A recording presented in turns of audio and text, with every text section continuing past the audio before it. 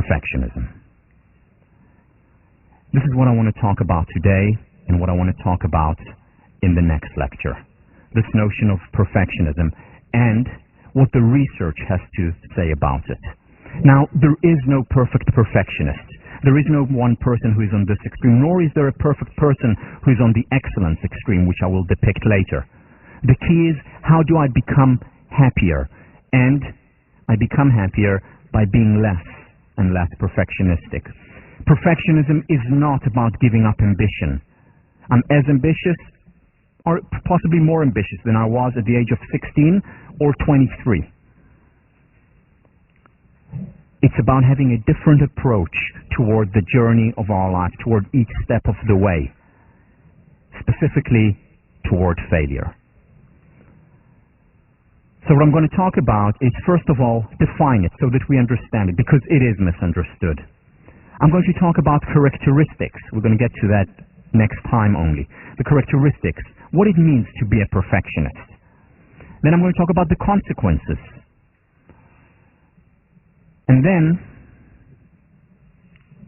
how it's possible to be both successful and happy. Again, the question that we asked in the goal-setting lecture, the question that essentially we're asking throughout the class. It's not about giving up success.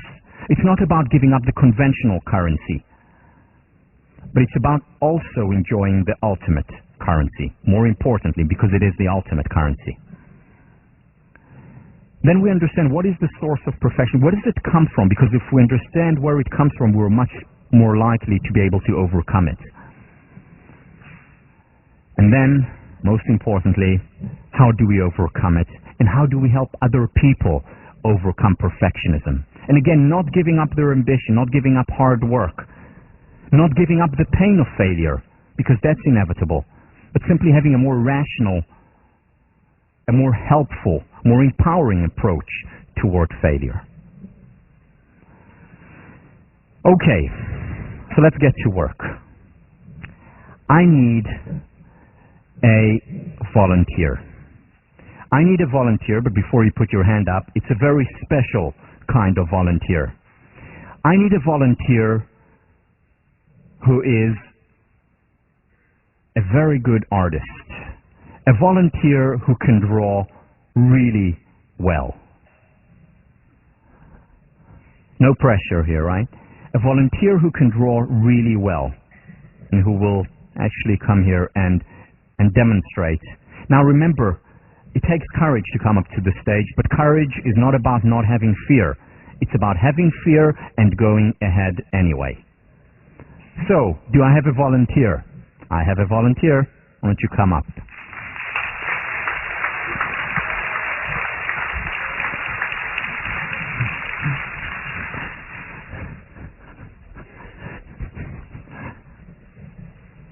Okay. Hi, what's your name? Vincent. Are you a VES concentrator? No. Don't tell me you're economics. No. Okay, what are you? Biology. Okay, good. All right, so biology, you have to draw many diagrams. That's why I was worried. Well, in Ec, you also have to draw diagrams, I guess. So it would have been fine, too. All right, are you ready for this? There's still an opportunity to go and sit down. Are you sure you want? To conquer my fear. All right, yes. Good. All right, are you ready for this, Vincent? You sure? All right, here's what I want you to do now. I don't know if I want to do this to you, though, you know. All right, but I'm going to do it to you anyway. I want you to draw here, on this part of the board. I want you to draw... Are you ready for this? You sure? Okay. I want you to draw a circle. Take your time. Take your time, no hurry. You can also erase and put back. But I want you to draw... Give your best shot here. I want you to draw a circle. We have half an hour, no hurry. In the meantime, we'll meditate. Yeah, I didn't mean it literally half an hour, but okay.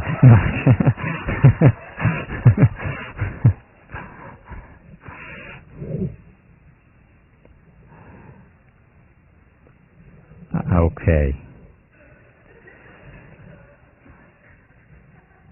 Use it as a time in, that's all. A circle. Vincent, well done. Woo! Okay, you're not done yet. Hey. Whoa. Don't run away on me now. Okay, so I'm putting a line here, and what I'd like you to do here is draw something else. Are you ready for it?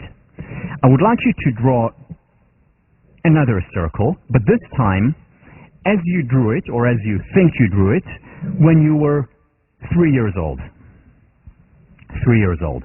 Again, take your time, metaphorically speaking, take your time, and draw a circle as you think you drew it when you were 3 years old.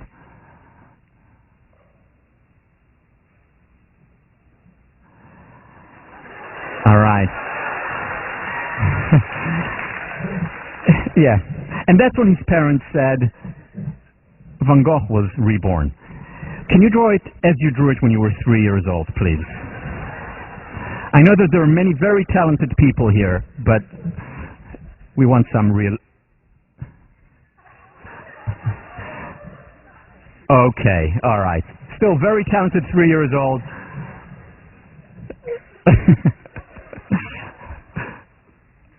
Okay, all right, good. Now I want you to do one more thing. I want you to draw here another circle, this time as you drew, or you think you drew, or as you tried to draw when you were 1 year old.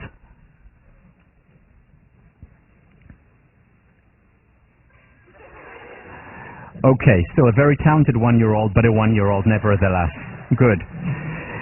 All right, now, Vincent, the one thing that I really don't like doing teaching. I mean, I love to teach, but the one thing that I really don't like doing is grading. I hate grading. But you know, as a teacher, you have to do it. You have to do it. So I'm going to have to grade you. I'm sorry. I'm sorry. I look at this entity, and what I see is a circle, actually. You know, if I put a line in the middle, you know, more or less the equidistant from that point, if I put a point here, it's actually very good. Very good, Vincent. Well done. I'm proud of you. Well done. You passed. Yes, exactly. But, you know, I can't help but looking beyond, and I get here. And, you know, I'm trying to find the right word here, and what would the right word be? Disaster, maybe? I mean, Vincent, please, I mean, this is not a circle. And this? I'm sorry.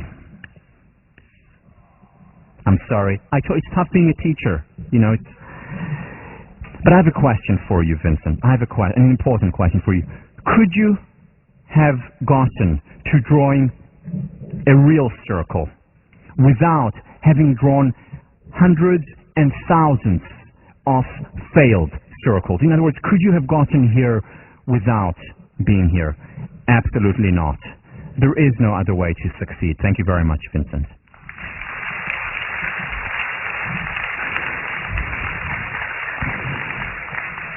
Learn to fail or fail to learn. There is no other way. You know, I'm a psychologist, and you know what psychologists do? Psychologists watch people. And I watch you every time you come to class. And I watch you very, very closely. And you know what I see? Again, this takes a lot of insight and experience and wisdom, but you know what I see every time when you come into the class? That you all are very good walkers. Terrific. In fact, you know, what you do is you come in and you lift your left leg, and then your ankle slightly is moved up, and then very gracefully, as you put it down, you lift your back heel. You do it so beautifully, so elegantly, and you know what? You pretend as if you're not even noticing it. So at the same time, you're talking to a friend. Some of you are even chewing gum at the same time, which is more than Einstein could do. And then you lift up the back leg, And again, so gracefully, just, you bend your knee slightly, this action, and then you move your arm at the same time. It's a beauty. And then you just swing your hips slightly, just this action. Have you considered a career in modeling? I mean, really nice. And then you put here, and then you're talking and you're smiling, and you pretend as if there is no effort involved. Well done. Yes, you deserve it, absolutely. But here is the question: could you have gotten to this stage, to being such good walkers, without having fallen hundreds and thousands of times? Not even Vincent could have reached that stage without it. It's not possible. Learn to fail or fail to learn. And as kids, we know it. And we fall down and we maybe cry a little bit if it hurts, but then we get up again and we fall down and we laugh. In fact, let's see an example of someone learning how to walk.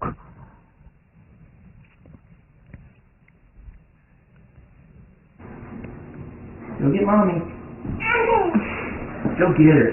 Go get mommy. Oh, good job. Oh, good job. Hey, Sophie. Can you walk back to Daddy? Whoops. Give me your hands. Slow down. Slow down.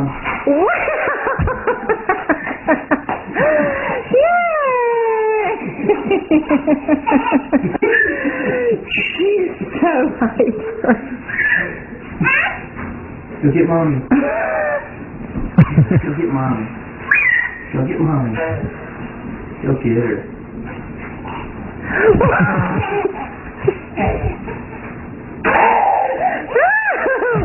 Take your time, baby. Take your time, baby girl. Slow down. Are you excited that you can walk now?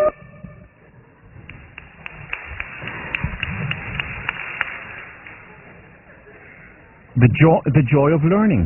The joy of... Where is it? Where is it? Where does it go? Well, it goes away because we come to a certain age where we begin to understand that other people are watching us, and then the image kicks in. Oh no, I'm not going to try because what if I fall? Oh no, I'm not going to ask her out because what if she says no? Oh no, I'm not going to try for this play because hardly anyone gets that. Oh no, I'm not going to share because what if they don't like what I have to say? Oh no, everyone is so smart, I'm not going to speak up. And we avoid instead of coping. And that affects our self-esteem, our confidence, our resilience, our happiness levels in the long term. Or we go on a date and everything has to be so perfect. So perfect. Forgetting how we learned how to eat in the first place.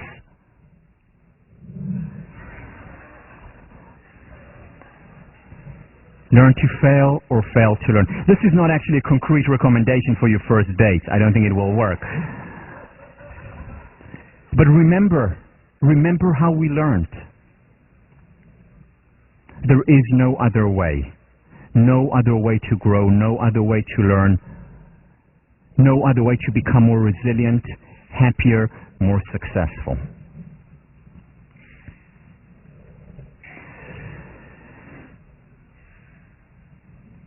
Have I said this before? This is my personal mantra that I repeat to myself over and over again, especially after failures, especially before doing things when I'm afraid to do them and when I said, well, maybe I shouldn't do. Because what happens if? Well, what happens if? What happens if is, worst case scenario, I learn. Worst case scenario, it hurts. But I'll bounce back up again. I'll bounce back up after Rena. I can handle anything. Wei Ji, the Chinese character for crisis, has two parts. The first part is danger. This is the top character. The bottom character, opportunity. There's the danger of failing And wherever there is a crisis, there is also an opportunity to learn and grow.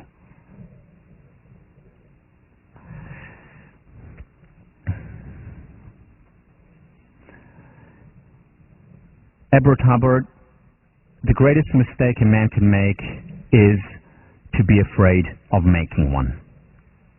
I want to show you an example of a person who made mistakes, who failed time and time and again. In fact, I was thinking of labeling that person or giving him the position of the ultimate failure. And here is why. At the age of 22, already, just started his new job, lost it. Didn't leave, he lost it. At the age of 23, decided to go into politics because he wasn't doing well in other jobs, but didn't make it there either.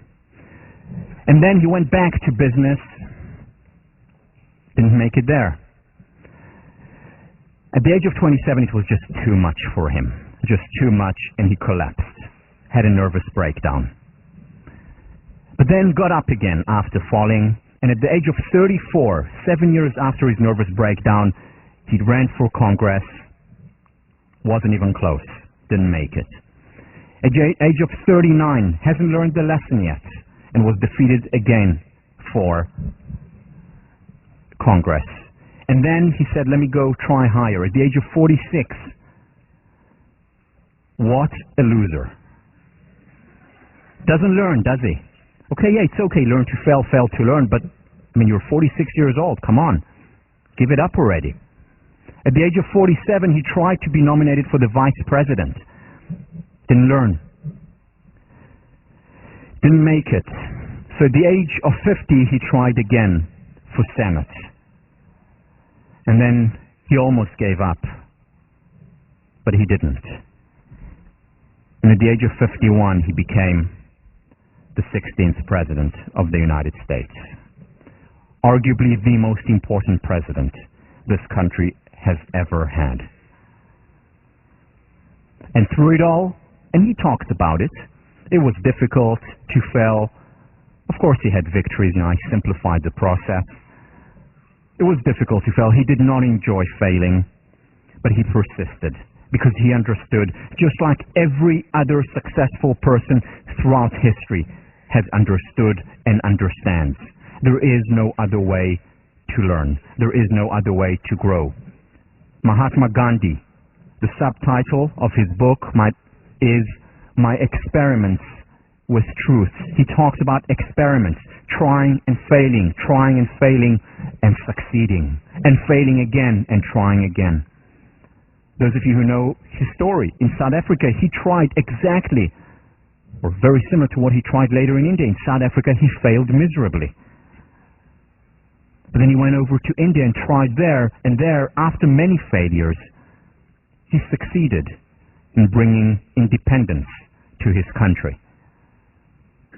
More than anyone understands the importance of failure.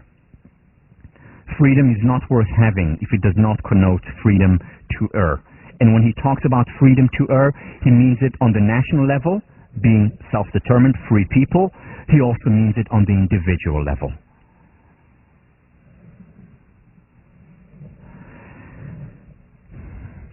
My favorite author, my favorite writer is George Eliot. Her name was Mary Ann Evans, changed to George Eliot because at the time when she published, mid-19th to late 19th century, it was very difficult for a woman to be published. George Eliot had this to say: "The important work of moving the world forward does not wait to be done by perfect men or women." And if you read her text, it's as close to perfection as I've ever encountered, whether it's Middlemarch or Daniel Deronda, which is my favorite book. Just do it. Just act. Be prepared to fail. In sports, Babe Ruth, at the time the most home runs out of any other player, held the record for many years. How many people know that he also topped the league 5 years? 5 years he topped the league in strikeouts.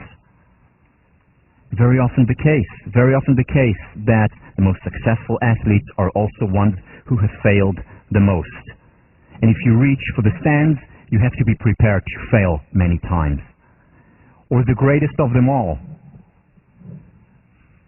Before he learned how to fly, he learned how to walk. Before he learned how to walk, he learned how to crawl, and he fell many times.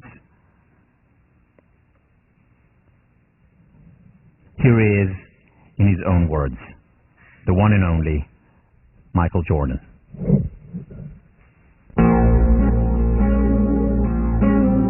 I've missed more than 9,000 shots in my career.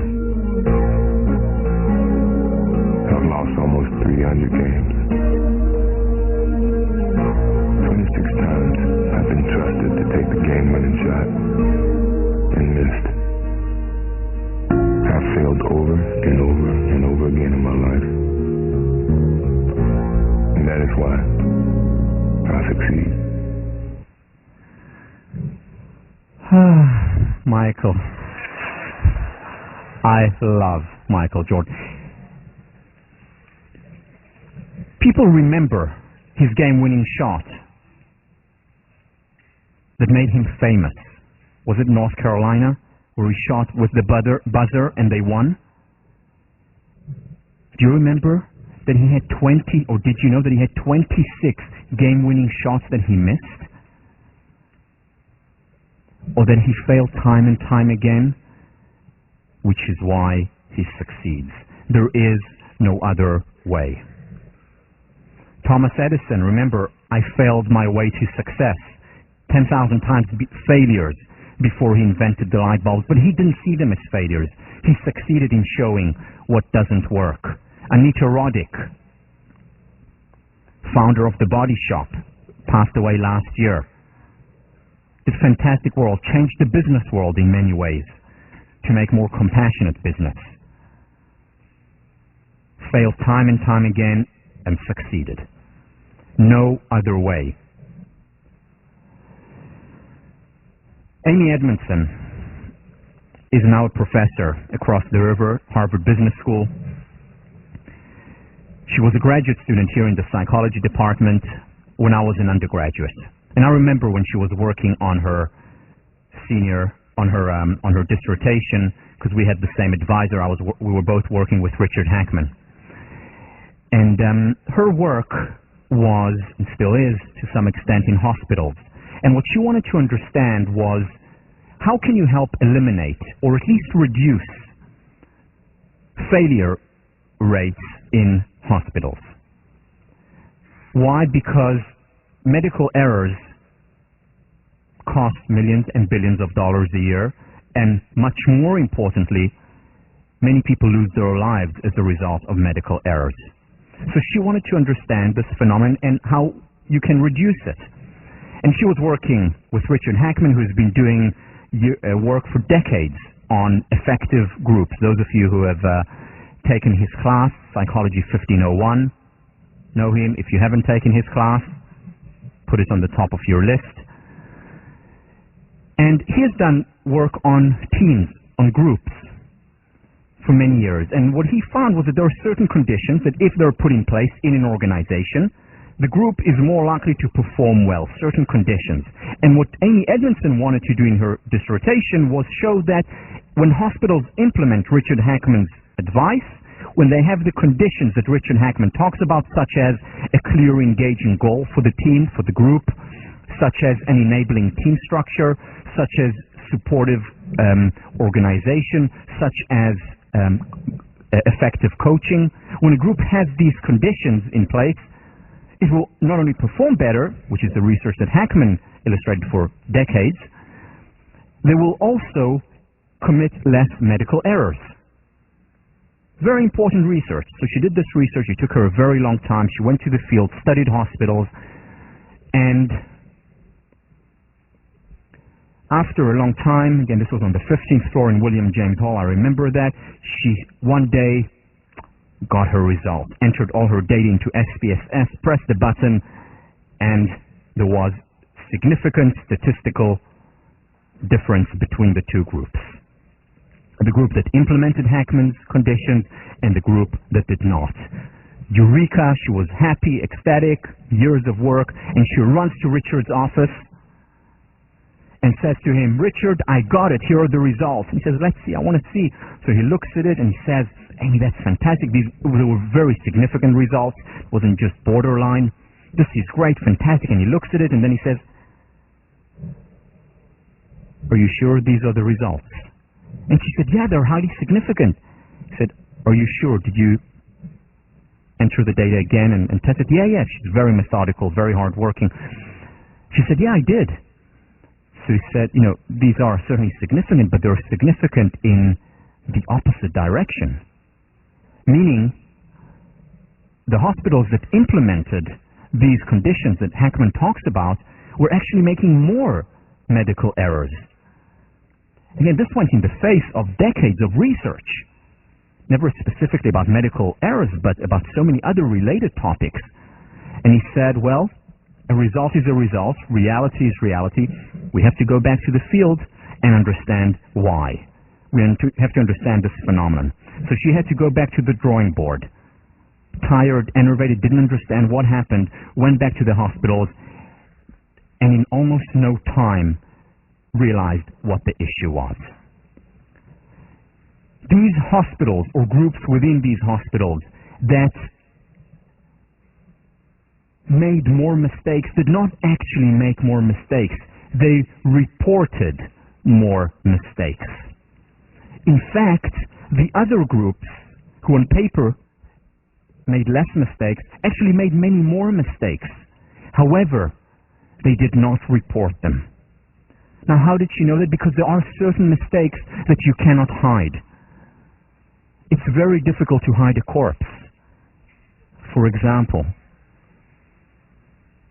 So the real major mistakes that were made, they were out there, and these groups had to report these.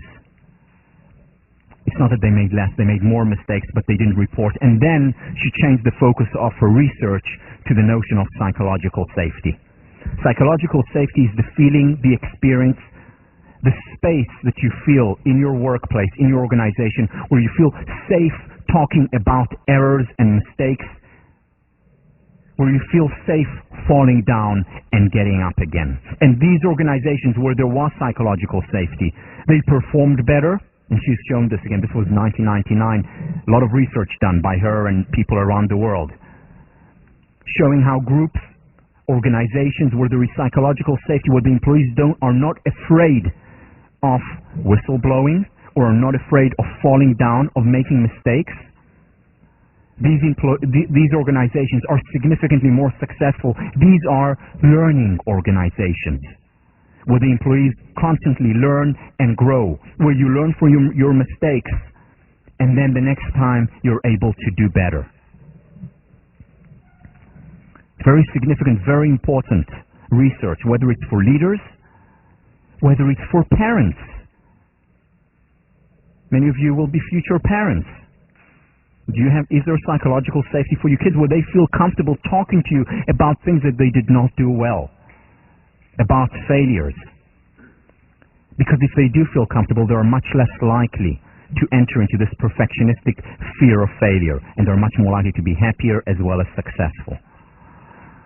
There's a story about Thomas Watson, founder of IBM, one organization that invented and reinvented itself numerous times, continues on a daily basis, and that's why it survives.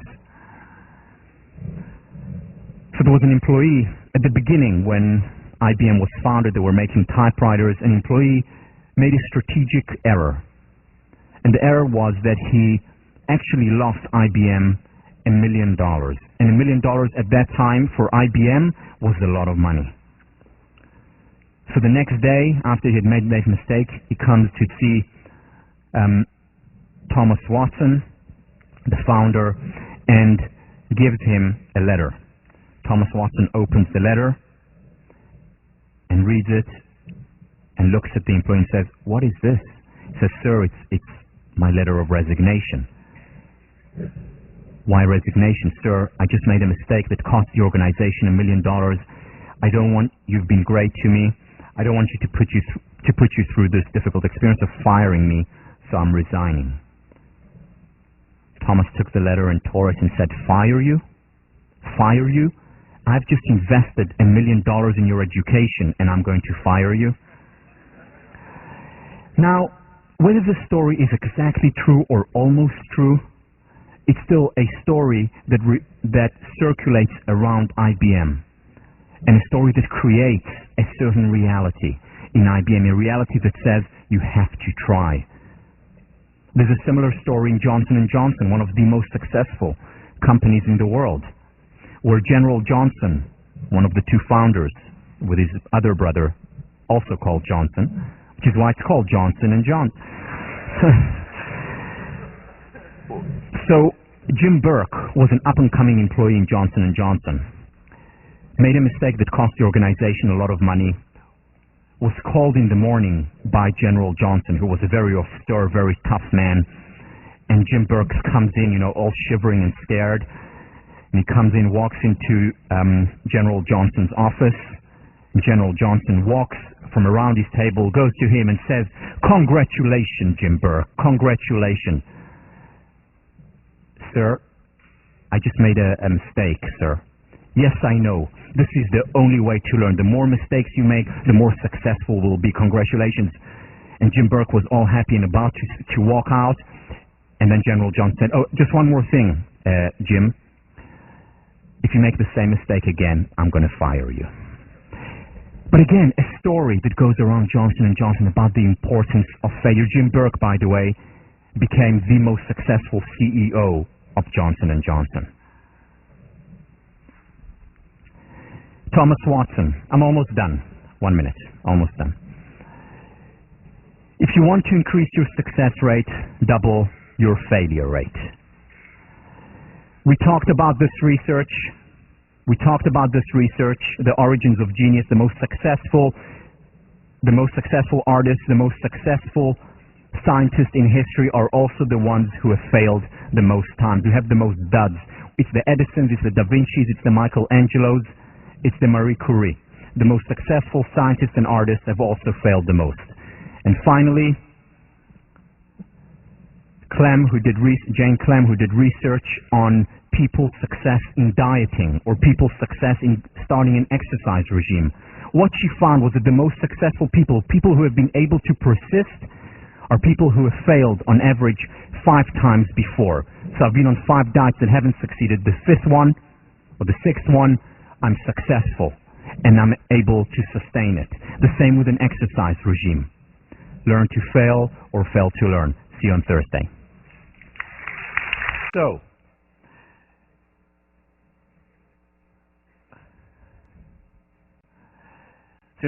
every year when I teach the perfectionism lecture, something happens. So the first year I remember I actually forgot my computer at home.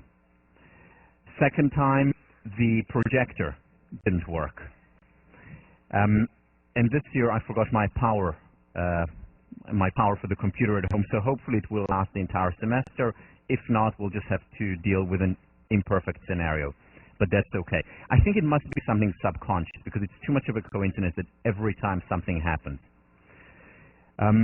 Walk the talk. So where were we last time? Last time we talked about how you learned how to walk. We learned about how you learned how to draw circles. And all through failure. As Thomas Edison said, I failed my way to success. And we saw it with top athletes, whether it was Babe Ruth or Michael Jordan. We saw it with top business people, whether it was Thomas Watson, IBM, or Anita Roddick, founder of the Body Shop.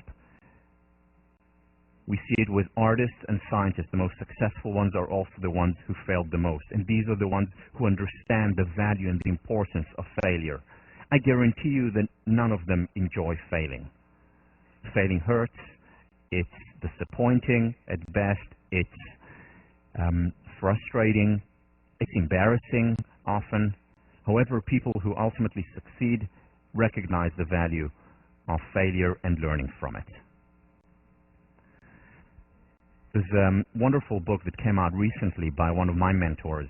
He taught at the business school for a few years. He's a professor at the University of Southern California, Warren Bennis. And Warren Bennis wrote a book which he called Geeks and Geezers.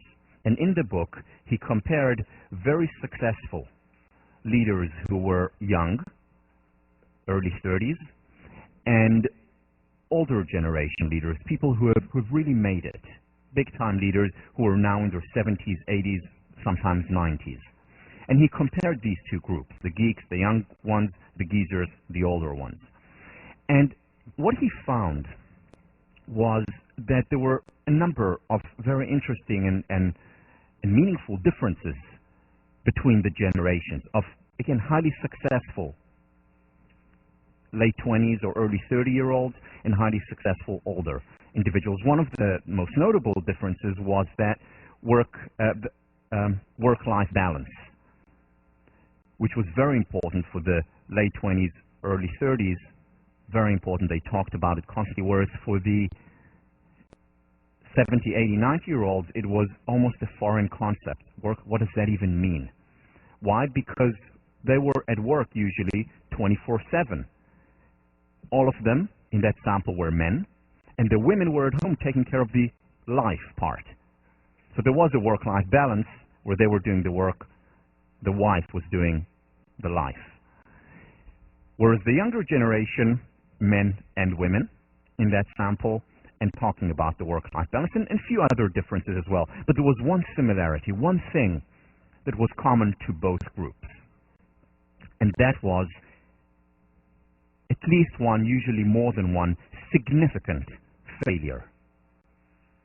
What Warren Bennis came to call a crucible, a real crisis, whether it was a meaningful loss or losing a job, being fired, one's identity being assaulted, loss of a person, some real serious crucible, a failure. That was common to both groups, and both groups saw that failure as a pivotal point, as a turning point in their lives, something that helped them become who they are today. Again, not saying it happened for the best, but they were able to make the best of that which happened. Now, most people experience crucibles throughout their lives, hardships, difficulties. The difference between the highly successful people, for example, the sample in Warren Bennis's book, and many other people, is that they're able to make the best of what happens.